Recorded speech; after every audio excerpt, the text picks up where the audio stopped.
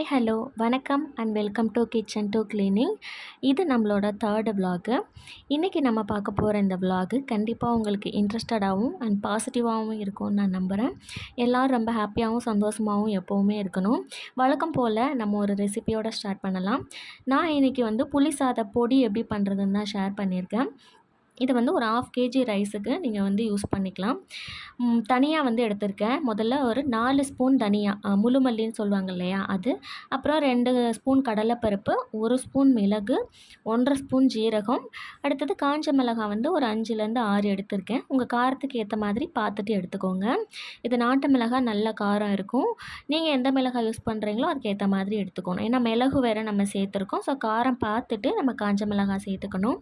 கூடவே காஷ்மீரி மிளகாவும் நான் சேர்த்துருக்கேன். இது ஆப்ஷனல் தான், இருந்தால் சேர்த்துக்கலாம், இல்லைன்னா பரவாயில்ல. ஜஸ்ட் கலருக்காக தான் நான் சேர்த்துருக்கேன்.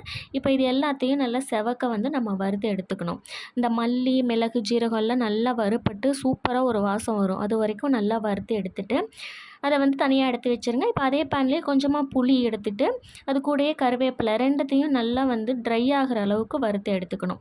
இது எல்லாத்தையும் நல்லா காய வச்சுட்டு நம்ம மிக்ஸி ஜாரில் மாற்றிட்டு பவுட்ரு பண்ணி எடுத்துக்கலாம். பவுட்ரு நீங்கள் ரொம்ப நைஸாக பண்ணிடக்கூடாது. கொஞ்சம் கொரப்பாக நம்ம இட்லி பொடியெல்லாம் அரைப்போம் இல்லையா, அந்த மாதிரி நல்லா கொரப்பாக அரைச்சி எடுத்துக்கணும். கையில் எடுத்து பார்க்கும்போது லைட்டாக நெருன்னு இருக்கிற மாதிரி இருக்கணும். ஸோ இந்த மாதிரி இருந்தால் தான் நம்ம சாதத்து கூட சேர்த்து கலரும் போது நல்லாயிருக்கும். உங்களுக்கு டெக்ஸ்சர் டேஸ்ட்டும் சூப்பராக இருக்கும்.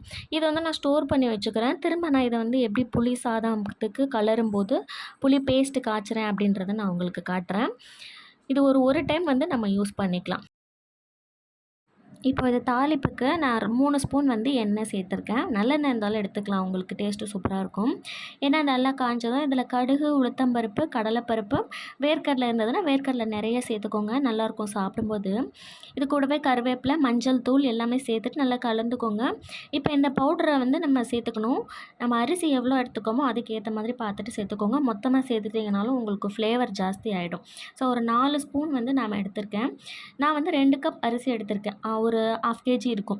ஸோ இது கரெக்டாக இருக்கும். இந்த பொடியெல்லாம் போட்டுட்டு நல்லா கலந்துட்டு கொஞ்சமாக புளியை நான் கரைச்சி சேர்த்துருக்கேன். ஏன்னா அதில் நம்ம புளி சேர்த்துருக்கோம், இருந்தாலும் புளிப்பு பத்தலை அப்படின்னா நான் கொஞ்சோண்டு புளி ஒரு சின்ன லெமன் சைஸ் புளியை நல்லா கரைச்சி சேர்த்துட்டு திக்காக காய்ச்சி எடுத்துட்டேன். சூப்பராக புளி பேஸ்ட் ரெடி ஆகிடுச்சு.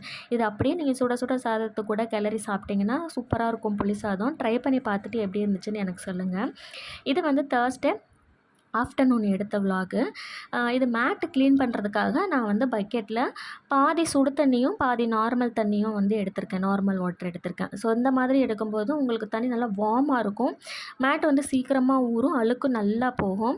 சுடு தண்ணியில் நீங்கள் மேட்டு வாஷ் பண்ணி பாருங்கள். இது வரைக்கும் நீங்கள் பண்ணலை அப்படின்னா ட்ரை பண்ணி பாருங்கள். இது கூடவே நான் கொஞ்சமாக டிடர்ஜென்ட் பவுடர் போட்டிருக்கேன்.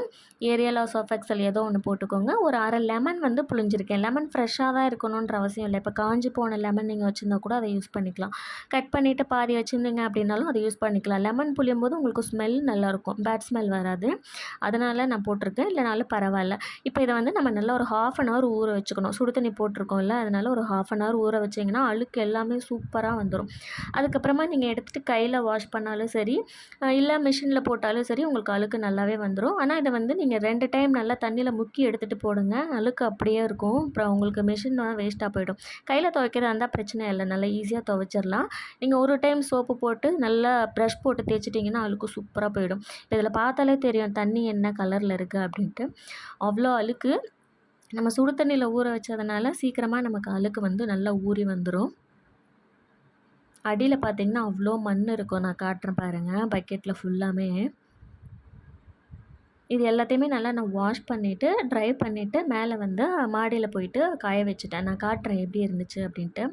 வெயில் அந்த 2 டேஸ்மே நல்ல வெயில். ஸோ வெயில் இருக்கும்போதே நம்ம அந்த மேட்டெல்லாம் துவைச்சி போட்டோன்னா நல்லா காஞ்சிரும் அப்படின்ட்டு காலையிலே எழுந்திரிச்சு முதல்ல இந்த வேலை தான் செஞ்சேன் நான். ஸோ மேட்டெல்லாம் எல்லாத்தையுமே நல்லா காய வச்சுட்டேன்.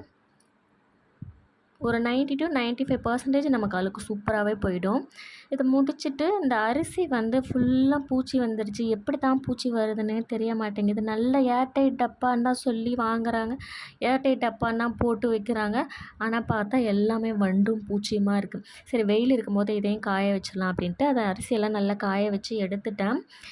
இது நெக்ஸ்ட்டு ஃப்ரைடே ஈவினிங் எடுத்தது. ஃப்ரைடே ஈவினிங் தான் சாமிக்கு நான் படைக்கலாம் அப்படின்ட்டு பிளான் பண்ணியிருந்தேன். கூழும் ராகி கூழும் பொங்கல் சக்கரை பொங்கலும் வந்து பண்ணியிருந்தேன். இந்த 2 பாத்திரம் வந்து புதுசா வாங்கியிருந்தேன் அம்மனுக்கு படைக்கணும் அப்படின்றதுக்காக. பக்கத்தில கடையில தான் வாங்கியிருந்தேன். இது நல்லா மஞ்சள் தேய்ச்சிட்டு இதில் வந்து மஞ்சள், குங்குமம், விபூதி எல்லாமே வச்சுட்டு, ஒரு பக்கம் வந்து சக்கரை பொங்கலும், ஒரு பக்கம் வந்து ராகி கூழுக்கும் ரெடி பண்ணிகிட்ருந்தேன். 2மே வந்து அட் அ டைமில் எனக்கு பொங்கி வந்துருச்சு. எனக்கு பார்க்கறதுக்கு ரொம்ப ஹாப்பியாக இருந்துச்சு. அப்புறம் இந்த சைடை வந்து சக்கரை பொங்கலுக்கு அரிசி நல்லா வெந்ததும் வெல்லம் தட்டி போட்டுட்டு, ஏலக்காவும் தட்டி போட்டுட்டேன். 2மே ஒரே டைமில் எனக்கு ரெடியாகி வந்துச்சு. அதனால் நான் எங்கேயுமே நகரல. பக்கத்துலேயே நின்னுட்டே தான் இருந்தேன். 2யும் மாற்றி மாற்றி பார்த்துட்டே தான் இருந்தேன். கூழ் வந்து எங்கள் வீட்டு சைடு அரிசி போட்டு தான் பண்ணுவோம். சில பேர் வந்து அரிசி போட மாட்டாங்க, அப்படியே பண்ணுவாங்க. நாங்கள் வந்து அரிசி போட்டு நல்லா வெந்ததும் அதுக்கப்புறமா வந்து கரைச்சி வச்ச மாவை வந்து சேர்த்து கிளறிடுவோம். ஸோ சக்கரை பொங்கல் ஒரு வழியாக ரெடி ஆகிடுச்சு இந்த பக்கம். அந்த பக்கம் கூழுமே வந்து சூப்பராக ரெடி ஆகிடுச்சு. கூழை ஆஃப் பண்ணிவிட்டு சக்கரை பொங்கலுக்கு வந்து முந்திரி, திராட்சை எல்லாமே நல்லா தாளித்து நெய்யில் தாளித்து போட்டுட்டேன். அம்மனுக்கு படைச்சாலும் அதுக்கப்புறமா நம்ம தானே சாப்பிட போகிறோம். அதனால் எல்லாத்தையுமே நல்லா அதிகமாக போட்டு தாளித்து ரெடி பண்ணி வச்சுட்டேன் எல்லாத்தையும். அடுத்தது வந்து கோலம் போடலாம் அப்படின்ட்டு ஆக்சுவலாக நான் அரிசி மாவில் கோலம் போடலாம் அப்படின்னு நினச்சிக்கிட்டே இருந்தேன். ஆனால் அரிசி ஊற வைக்கவே இல்லை. அப்புறம் என்ன பண்ணுறது, ரெடிமேட் மாவு தான் இருந்துச்சு. சரி அதில் ட்ரை பண்ணலாம் அப்படின்ட்டு தண்ணி நல்லா நிறைய ஊற்றிட்டு கரைச்சிட்டு முதல்ல போட்டு பார்த்தேன். ஓகே தான், ஓரளவு வந்துச்சு. சரின்ட்டு அதையே வந்து நான் வாசலில் வந்து போட்டேன். கொஞ்சம் டைம் எடுத்தது, பொறுமையாக தான் போட்டேன். ஏன்னா நான் அரிசி மாவில் கோலம் போட்டதே இல்லை, இப்போ தான் ஃபஸ்ட் டைம் போடுறேன். கொஞ்சம் பொறுமையாக தான் போட்டேன். ஆனால் அவுட்புட் வந்து சூப்பராக இருந்துச்சு, ரொம்ப அழகாக வந்துச்சு. கொஞ்சம் பொறுமை தேவை இதுக்கு. தாமரை தான் போட்டிருந்தேன், சிம்பிளாக தாமரை கோலம். ஸோ அம்மன் இல்லையா, சிம்பிளாக தாமரை பூ அண்ட் அம்மனோட பாதம் வந்து நிலவாசலுக்கு முன்னாடி போட்டுட்டு அதுக்கு மஞ்சள், குங்குமம் எல்லாமே வச்சுட்டு பூவு, விளக்கு எல்லாமே ஏற்றிட்டேன். அது கோலம் போட்டதை மட்டும்தான் நான் அந்த கிளிப்பு மட்டும்தான் எடுத்திருக்கேன். பூ விளக்கு வச்சதெல்லாம் அந்த கிளிப்பை எடுக்க முடியல என்னால். ஏன்னா அதுக்கே டைம் ஆகிடுச்சு. ஈவினிங் வந்து 7:00 ஆகிடுச்சு. நான் கோவிலுக்கு போகணுன்னு பிளான் பண்ணியிருந்தேன். ஸோ இதை மட்டும் முடிச்சுட்டு மஞ்சள், குங்குமம் எல்லாமே வச்சுட்டேன். அம்மன் பாதம் வந்து நம்ம நிலவாசலில் போடுறது ரொம்ப நல்லது. அம்மன் உள்ளே வர்ற மாதிரி நமக்கு வந்து இருக்கும். அது பார்க்குறதுக்கும் வந்து நல்ல ஒரு பாசிட்டிவ் வைப்பாக இருக்கும். எனக்கே இதை முடிச்சுட்டு பார்க்கும்போது ரொம்ப ஹாப்பியாக இருந்துச்சு பார்க்குறதுக்கு. இதுக்கப்புறமா வந்து நான் கீழே வந்து அம்மன் ஃபோட்டோ வச்சுட்டு பூஜைக்கு வந்து ரெடி பண்ண ஆரம்பிச்சிட்டேன். விளக்கு எல்லாமே வந்து நேற்றே வந்து தேய்ச்சி வச்சுட்டு அது நல்லா காஞ்சதும் அதில் மஞ்சள், குங்குமம் எல்லாமே எடுத்து வச்சுட்டேன்.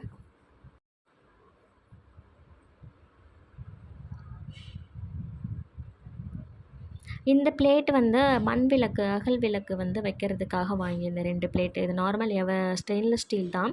ஸோ வெளியில் வந்து வாசலில் 2 மண் விளக்கு வைப்பேன். அதுக்கு வந்து கீழே எண்ணெய் வந்து ஸ்ப்ரெட் ஆகாமல் இருக்கிறதுக்காக இந்த 2 பிளேட் வச்சுட்டு அதில் 2 மண் விளக்கு வச்சுருவேன். ஸோ நான் 4 மண் விளக்கு வந்து எடுத்திருந்தேன். அம்மனுக்கு முன்னாடி 2 குட்டி மண் விளக்கு, அப்புறம் வெளியில் நிலவாசலில் வந்து 2 மண் விளக்கு வைக்கலாம் அப்படின்ட்டு எடுத்திருந்தேன். எல்லாத்துக்குமே வந்து மஞ்சள், குங்குமம்லாம் வச்சு எடுத்துட்டேன். இதில் வந்து முதல்ல எண்ணெய் ஊற்றிட்டு திரி போடணும். இப்படி தான் எனக்கு சொல்லிக் கொடுத்துருக்காங்க என் வீட்லேயும் சரி, இங்கேயும் சரி. ஆனால் ஏன் எண்ணெய் ஊற்றிட்டு திரி போடுறாங்கன்னு எனக்கு தெரியலையே. திரி போட்டு எண்ணெய் ஊற்றக்கூடாதுன்னு ஏன் சொல்கிறாங்கன்னு எனக்கு தெரியல. உங்களுக்கு தெரிஞ்சிருந்தா கமெண்ட்டில் சொல்லுங்கள். ஜஸ்ட்டு நான் தெரிஞ்சுக்கணும் அப்படின்றதுக்காக தான் கேட்குறேன். ஸோ விளக்கு எல்லாமே வந்து அம்மன் படத்துக்கு முன்னாடி எடுத்து வச்சுட்டேன். முன்னாடியே வந்து ஃபோட்டோக்கு முல்லைப்பூவும் ஒரே ஒரு ரோஸ் மட்டும் வச்சுருக்கேன். எல்லாத்தையும் வந்து விளக்குக்கும் வந்து ரோஜா பூவும் வச்சு டெக்கரேட் பண்ணிவிட்டேன். அம்மனுக்கு முன்னாடி ஒரு 4, 5 குட்டி குட்டி பட்டன் ரோஸ் இருக்கும் இல்லையா, அதையும் வச்சு டெக்கரேட் பண்ணிவிட்டேன். பெருசாலாம் இல்லை, ரொம்ப சிம்பிளாக என்கிட்ட என்ன இருக்கோ அதை வச்சு தான் நான் வந்து பண்ணிகிட்ருக்கேன். ஏன்னா எங்கள் வீட்டு சைடும் சரி, என் மாமியார் வீட்டு சைடும் இந்த கலசம் வச்சு பண்ணுறதோ, படம் வச்சு பண்ணுறதோ, வரலட்சுமி நோன்பு இருந்து பண்ணுறதோ அந்த மாதிரி எந்த ஒரு சம்பிரதாயமும் இல்லை. ஸோ அப்போ மாமியார் வீட்டு சைடு இல்லாதவங்க அதை ஃபாலோ பண்ணக்கூடாது அப்படி இப்படின்ட்டு நிறைய என்னவோ சொன்னாங்க. ரெகுலராக ஃபாலோ பண்ணிகிட்டு இருக்கவங்ககிட்ட இருந்து வாங்கி நோன்பு வாங்கி பண்ணணும் அப்படின்ட்டு. இன்னொன்று, நம்ம அது நோன்பு வந்து ஒரு வருஷம் எடுத்தோம் அப்படின்னா எல்லா வருஷமே ரெகுலராக பண்ணணும், நடுவில் வந்து விடக்கூடாது. கண்டிப்பாக வந்து பண்ணிடணும், வருஷம் வருஷம் வந்து கண்டிப்பாக அம்மனுக்கு பண்ணிகிட்டே தான் இருக்கணும் அப்படின்னு சொன்னாங்க. எனக்கு தெரியல எல்லா வருஷமும் என்னால் பண்ண முடியுமா அப்படின்ட்டு. இன்னொன்று, எங்கள் பக்கம் பழக்கம் இல்லாததுனால பண்ணலை. சரி, ஆடி கடைசி வெள்ளி தானே, நம்ம அம்மனை கும்பிடுவோம், எதுக்கு மாத்தளை கும்பிட்டா போதும், நமக்கு எல்லாம் வீடு வந்து சேரும்.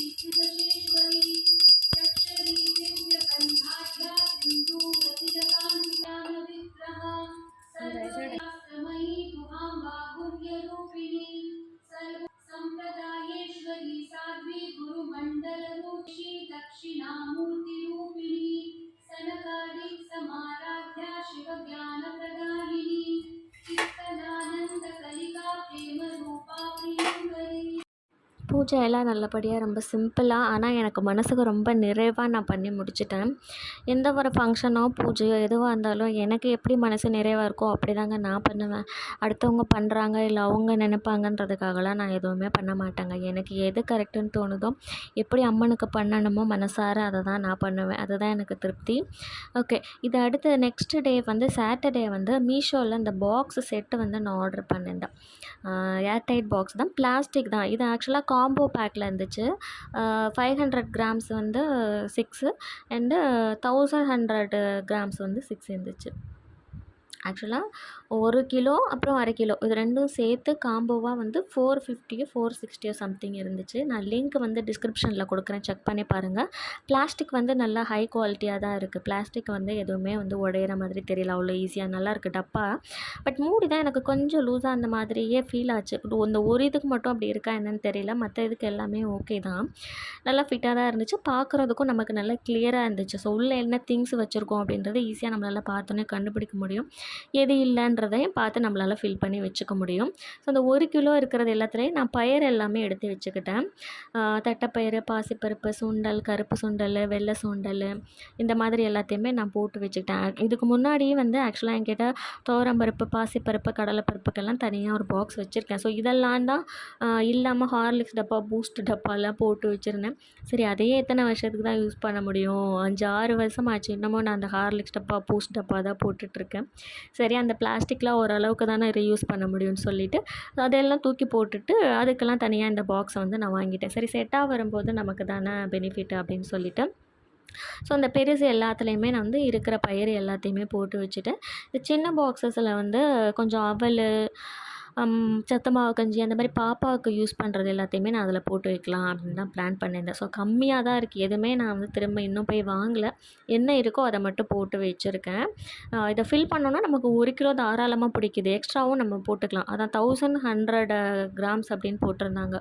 1 கிலோ 100 கிராம் வந்து நமக்கு பிடிக்கிற மாதிரி இருக்கும். எனக்கு ரொம்ப பிடிச்சிருந்துச்சி இந்த ப்ராடக்ட், பார்க்குறதுக்கு நீட்டாகவும் நல்லாவும் இருந்துச்சு. அப்புறம் இந்த சின்ன பாக்ஸஸ் எல்லாமே வந்து சிகப்பு அவல், வெள்ளை அவல், அப்புறம் சத்து மாவு பொடி, புட்டு பொடி, நான் கூட ஒரு ரீல்ஸில் காட்டியிருந்தேன் இந்த சிவப்பு புட்டு பொடி. இது இன்னும் என்கிட்ட பாதி இருக்குது. ஸோ இதையும் வந்து இதில் எல்லாத்தையுமே போட்டு வச்சுட்டேன். இது கம்ப்ளீட் ஏர் டைட்டுன்னுலாம் நான் சொல்ல மாட்டேன். உங்களுக்கு பருப்புலாம் வண்டு வர மாதிரி பூச்சி எறும்பெல்லாம் வரும் அப்படின்னு தெரிஞ்சிச்சுன்னா கண்டிப்பாக ஏதாவது போட்டு வைங்க. கிராம்பு இல்லை இந்த பிரிஞ்சி இலை அதெல்லாம் போடுவாங்க. ஸோ அந்த மாதிரி ஏதாவது போட்டு வச்சிங்கன்னா உங்களுக்கு சீக்கிரம் பூச்சி வராது. பட் நல்லா நம்ம க்ளோஸ் பண்ணி வச்சுட்டோம் அப்படின்னா எதுவும் பிரச்சனை இல்லை. இந்த அவல்லாம் மோஸ்ட்லி பாப்பா கஞ்சி காசுறதுக்காக தான் நான் யூஸ் பண்ணுவேன். ஸோ இதுவுமே நான் அந்த ஹார்லிக்ஸ் டப்பா அதில் தான் போட்டு வச்சுருந்தேன். அதிலலாம் எனக்கு எறும்பு வர ஆரம்பிச்சிருச்சு. ரொம்ப நாள் ஆச்சு அப்படின்னா பூச்சி எல்லாமே வர ஆரம்பிச்சிச்சு. சரி, அதுக்காக இதிலெல்லாம் மாற்றிடலாம் அப்படின்ட்டு மாற்றிட்டேன். கஞ்சி ரெசிபி வேணும்னா சொல்லுங்கள், நான் வந்து உங்களுக்கு ரெசிபி ஷேர் பண்ணுறேன். ரொம்ப சிம்பிள் தான், அவ்வளோ பெரிய இதெல்லாம் இல்லை. பட் நான் ரெகுலராக பாப்பாக்கு பண்ணுறதுனால நான் எப்படி பண்ணுறேன் அப்படின்னு உங்களுக்கு ஷேர் பண்ணுறேன். இதில் ஒரு 3 டப்பா மீதி இருந்தது. இதில் என்னடா போட்டு வைக்கிறது அப்படின்ட்டு, சரி இந்த ரவை, சேமியா அதெல்லாம் அப்பப்போ நான் யூஸ் பண்ணுவேன், ரெகுலராக யூஸ் பண்ண மாட்டேன். எல்லார் வீடு மாதிரி தான் எங்கள் வீடும். உப்புமாலாம் அவ்வளோலாம் யாரும் சாப்பிட மாட்டாங்க. அதனால் எப்போயாவது வாங்குவேன், அதுவே ரொம்ப நாளைக்கு எனக்கு கிடக்கும். ஸோ அந்த ரவை, சேமியா மீதி இருந்தது எல்லாத்தையுமே அதில் போட்டு வச்சுட்டு எல்லாத்தையும் ஒரு வழியாக அரேஞ்ச் பண்ணி செல்ஃப்லேயே வச்சுட்டேன். ஆனால் இந்த செல்ஃபில் பார்த்தா எல்லாத்தையும் பண்ண மாதிரி கடைசியில் இதில் அடியில் நான் எதுவுமே போடலை, சும்மா அப்படியே தூக்கி வச்சுருக்கேன். சரி, இனிமேல் நான் இதுக்கப்புறம் செல்ஃபை வந்து திரும்ப உங்களுக்கு கிச்சன் அப்டேட் பண்ணும்போது நான் வீடியோ வந்து போடுறேன். ஓகே, இந்த வீடியோ அவ்வளோதான், முடிஞ்சிச்சு. உங்களுக்கு கண்டிப்பாக பிடிச்சிருக்குன்னு நினைக்கிறேன். பிடிச்சிருந்தா லைக் பண்ணுங்கள், உங்கள் ஃப்ரெண்ட்ஸ் அண்ட் ஃபேமிலி கூடயும் ஷேர் பண்ணுங்கள். மறக்காமல் நம்ம சேனலை சப்ஸ்கிரைப் பண்ணிவிடுங்க.